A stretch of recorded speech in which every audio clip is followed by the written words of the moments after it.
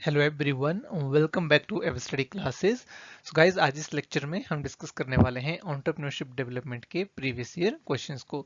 UGC NET June 2023 में management में जो भी क्वेश्चंस एंटरप्रेन्योरशिप से रिलेटेड पूछे गए थे, आज इस लेक्चर में हम उन सभी क्वेश्चंस को डिस्कस करेंगे। सो स्टार्ट करते हैं हमारा आज का ये discussion on entrepreneurship development PYQs। Ever study classes has various courses for exam preparations. आप इन कोर्सेज को चेकआउट कर सकते हो on ever study classes website as well as on app. Next question is which of the statements are true of innovations. तो हमें यहाँ पर बताना है कि इनोवेशन से रिलेटेड कौन कौन से स्टेटमेंट जो हैं वो करेक्ट हैं, राइट। 5 स्टेटमेंट्स हमारे पास दी गई हैं। सबसे पहले स्टेटमेंट में बोला जा रहा है innovations are a must to survive in business. तो क्या इनोवेशन जरूरी है बिजनेस में सर्वाइव करने के लिए? तो यस, जो स्टेटमेंट ए है हमारी, ये बिल्कुल सही है। अगर आप बिजनेस में सर्वाइव करना चाहते हो तो innovations are must. Second statement में बोला जा रहा है discontinuous innovations lead to failure. तो क्या डिसकंटिन्यूअस इनोवेशन से फेलियर होता है? तो ये स्टेटमेंट हमारी यहाँ पर गलत है। अब यहाँ पर आपको पता होना चाहिए कि डिसकंटिन्यूअस इनोवेशन क्या होती है और कंटिन्यूअस इनोवेशन क्या होती है। तो देखो, डिसकंटिन्यूअस इनोवेशन को हम रेडिकल इनोवेशन भी बोलते हैं, एक ट्रू इनोवेशन भी बोलते हैं, क्योंकि डिसकंटिन्यूअस इनोवेशन में जो ऑलरेडी चीजें चली आ रही हैं हम उसको कंटिन्यू नहीं करते, एक नई चीज वहां पर लेकर के आते हैं और वहां पर जो कंज्यूमर के यूजेस और बिहेवियरल पैटर्न है वो भी चेंज हो जाते हैं टेक्नोलॉजी के साथ साथ, राइट। तो उसको हम डिसकंटिन्यूअस इनोवेशन बोलते हैं। और कंटिन्यूअस इनोवेशन का मतलब होता है कि जो चीज चली आ रही है हम उसी को कंटिन्यू करते हैं, वहीं पर एक टेक्नोलॉजी में चेंज लेकर के आते हैं। सो डिसकंटिन्यूअस इनोवेशन से क्या फेलियर होता है? तो ये बिल्कुल गलत बात है, तो स्टेटमेंट जो है हमारी गलत हो जाएगी। सी स्टेटमेंट है continuous innovation do not disrupt established uses and behavioural patterns. तो कंटिन्यूअस इनोवेशन जो ऑलरेडी एस्टेब्लिश्ड यूजेस और बिहेवियरल पैटर्न होते हैं उनको डिसरप्ट नहीं करती है, राइट। हम टेक्नोलॉजी में चेंज लेकर के आते हैं, लेकिन जो एग्जिस्टिंग यूजेस और बिहेवियरल पैटर्न है वो डिसरप्ट नहीं होते हैं। यूजेस और बिहेवियरल पैटर्न डिसरप्ट होते हैं डिसकंटिन्यूअस इनोवेशन में। तो सी स्टेटमेंट हमारी यहाँ पर सही हो जाएगी। डी है line extension are discontinuous innovation. So line extension discontinuous innovation नहीं है, लाइन एक्सटेंशन कंटिन्यूअस इनोवेशन है, इसलिए जो डी स्टेटमेंट है ये भी हमारी गलत हो जाएगी। ई स्टेटमेंट है in discontinuous innovation there is a change not only in technology but also in behavioural pattern of uses and consumption. तो ई स्टेटमेंट हमारी यहाँ पर बिल्कुल सही हो जाएगी, क्योंकि डिसकंटिन्यूअस इनोवेशन में सिर्फ हम टेक्नोलॉजी में चेंज नहीं करते हैं, टेक्नोलॉजी में चेंज करने के साथ साथ जो चेंज है वो एक कंज्यूमर के कंजम्पशन में भी आता है, यूजर्स पैटर्न्स में भी आता है और बिहेवियरल पैटर्न्स में भी आता है। इसलिए हमारा जो राइट आंसर है यहाँ पर that would be option number 4 which is A, C and E only. Next question is which of the following are concerns and challenges of Industrial Revolution 4.0। तो हमें यहाँ पर बताना है कि जो Industrial Revolution 4 हमारा चल रहा है उसके क्या concerns हैं और क्या challenges हैं, किस तरह के challenges Industrial Revolution 4 में हम यहाँ पर फेस कर रहे हैं। तो 5 ऑप्शंस यहाँ पर दिए गए हैं: invasion of privacy, reduced capital expenditure on infrastructure, low cost and affordable service, blurring differences between men and machines and environmental concerns। तो देखिए, इंडस्ट्रियल रेवोल्यूशन का जो कंसर्न है वो क्या होगा? Invasion of privacy. तो सब कुछ एक तरह से ओपन ही है, आप कहीं पर भी किसी भी वेबसाइट पे लॉगिन करते हैं, राइट, वहां पर आप अपनी पर्सनल इन्फॉर्मेशन दे रहे हैं, name, email, mobile number, right, बहुत सारी इन्फॉर्मेशन आप वहां पर डाल रहे हैं, ऑनलाइन आप ट्रांजेक्शन कर रहे हैं, वहां पर आपकी जो इन्फॉर्मेशन है वो जा रही है। सो इन्वेजन ऑफ प्राइवेसी का रिस्क तो इंडस्ट्रियल रेवोल्यूशन में 4 में है ही, right. So A point number जो ए है, it is a concern and challenge of industrial revolution 4। B है reduced capital expenditure on infrastructure. देखिए, जो कैपिटल एक्सपेंडिचर हमें करना पड़ता था इंफ्रास्ट्रक्चर के ऊपर वो रिड्यूस हो गया है ड्यू टू इंडस्ट्रियल रेवोल्यूशन 4, लेकिन ये कोई चैलेंज या फिर कंसर्न नहीं है, this is advantage of industrial revolution 4, right. So B यहाँ पर नहीं आएगा। इसके अलावा low cost and affordable service, तो लोगों को लो कॉस्ट पे और अफोर्डेबल सर्विसेज मिल रही हैं, ये भी एक एडवांटेज है, ये भी कंसर्न नहीं है। Blurring differences between man and machine, तो ये भी एक कंसर्न या चैलेंज नहीं है, राइट। ये एक कैरेक्टरिस्टिक हो गया हमारे इंडस्ट्रियल रेवोल्यूशन 4 का। एंड एनवायरमेंटल कंसर्न्स, तो इंडस्ट्रियल रेवोल्यूशन में हम 4 में हमारे पास एनवायरमेंटल कंसर्न्स बहुत ज्यादा हैं, जितना हम टेक्नोलॉजी का यूज कर रहे हैं उसकी वजह से बेस्ट उतना ही जनरेट हो रहा है, right. So invasion of privacy and environmental concerns, these two are the concerns and challenges of industrial revolution 4। So right answer हमारे यहाँ पर हो जाएगा option number 4 which is A and E only.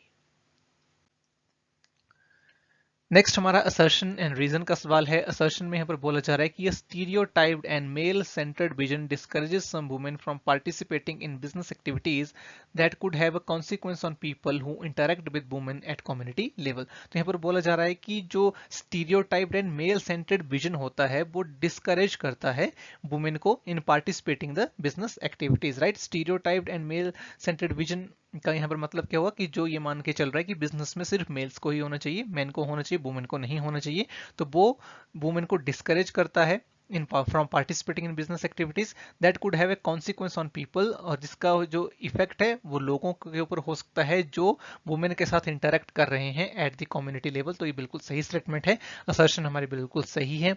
Reason में बोला जा रहा है कि attributions of the society and different socialisation processes relating to men and women may create obstacles for women due to unequal distribution of assets and service। यहाँ पर बोला जा रहा है कि जो हमारी सोसाइटी है जहाँ पर डिफरेंट सोशलाइजेशन प्रोसेसेस होती हैं, डिफरेंट जेंडर रोल्स हैं related to the men and women, उसकी वजह से वुमेन्स के सामने कुछ ऑब्स्टेकल्स क्रिएट हो सकते हैं and it could be due to unequal distribution of assets and services. तो ये भी बिल्कुल सही बात है, तो असर्शन भी यहाँ पर सही है और रीजन भी सही है, लेकिन जो रीजन है ये असर्शन को एक्सप्लेन नहीं कर रहा है। तो इसलिए हमारा जो राइट आंसर यहाँ पर होगा that will be option number 2 which is both A and R true but R is not the correct explanation of A. Next question is Udyam Assist platform developed by SIDBI cater to which of the following enterprises। तो देखिए एक platform यहाँ पर बनाया है सिडबी ने, right, उसका नाम है उद्यम असिस्ट प्लेटफॉर्म। तो किस तरह के एंटरप्राइजेस को ये कैटर करता है ये हमें बताना है। चार ऑप्शंस हैं हमारे पास, small enterprises, medium enterprises, export oriented enterprises and informal micro enterprises. तो देखिए जो उद्यम असिस्ट प्लेटफॉर्म है ये इसी साल लॉन्च हुआ है, करंट अफेयर बेस्ड ये क्वेश्चन यहाँ पर पूछा गया है। इसी साल जनवरी में ये प्लेटफॉर्म जो है वो लॉन्च हुआ है और इसका पर्पस है कि जो हमारे इनफॉर्मल माइक्रो एंटरप्राइजेस हैं, जो फॉर्मल नहीं है यानी कि जो कहीं पर भी रजिस्टर्ड नहीं है, जो इनफॉर्मल माइक्रो एंटरप्राइजेस चल रहे हैं, उनको हम फॉर्मल एम्बिट में लेकर के आए ताकि जो प्रायोरिटी सेक्टर लैंडिंग है उसका बेनिफिट जो है वो इनको मिल सके। और इसको डेवलप करा है सिडबी ने। सिडबी की फुल फॉर्म है, ये भी याद रखेंगे, small industries development bank of India. So informal micro enterprises को कैटर करता है उद्यम assist platform. Right answer will be option number 4।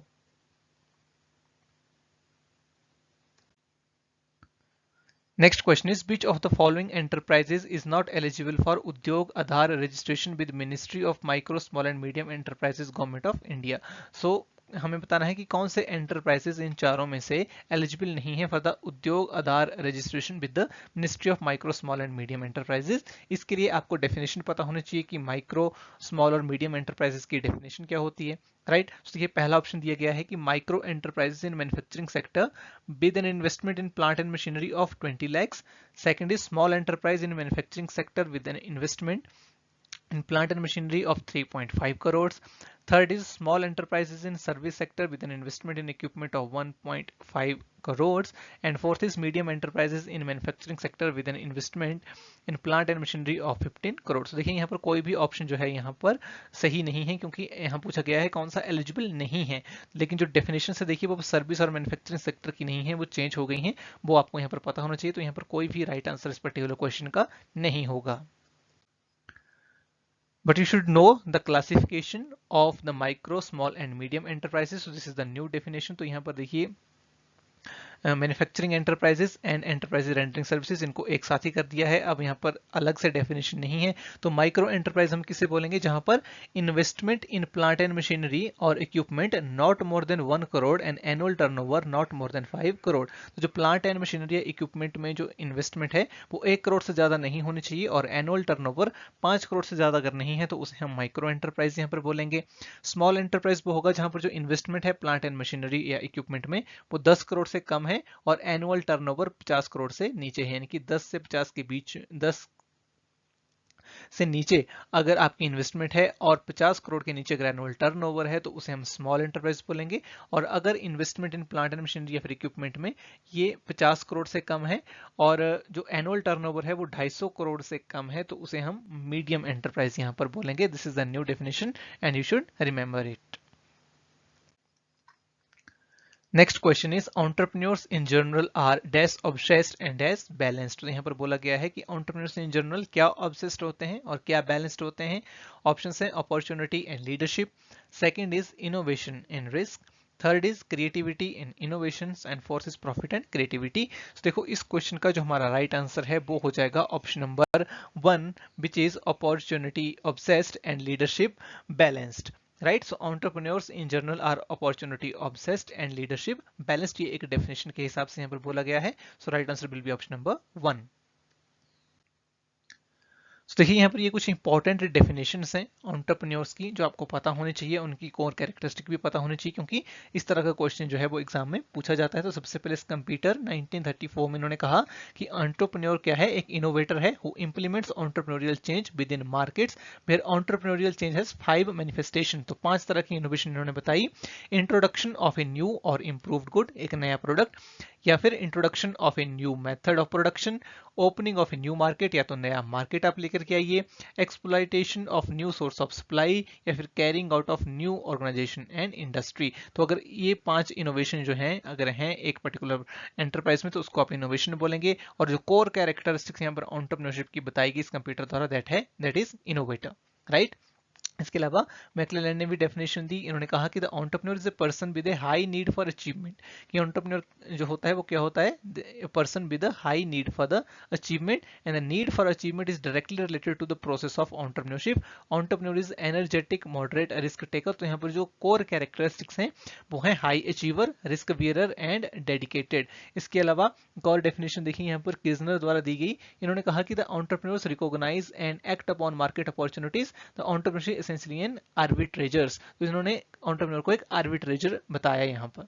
Right, इसके अलावा शिपारो ने एक डेफिनेशन दी और इनकी डेफिनेशन में जो कोर कैरेक्टरिस्टिक्स हैं वो हैं ऑर्गेनाइजर एंड इनिशिएटिव टेकर। तो बेसिकली कोर कैरेक्टरिस्टिक्स भी आपको यहाँ पर पता होने चाहिए। उन्होंने कहा कि एंटरप्रेन्योरशिप इनिशिएटिव लेता है, ऑर्गेनाइज करता है सोशल एंड इकोनॉमिक मैकेनिज्म्स को, and accept risk and failure. इसके अलावा कार्लैंड एट ऑल की यहाँ पर डेफिनेशन है 1984 की।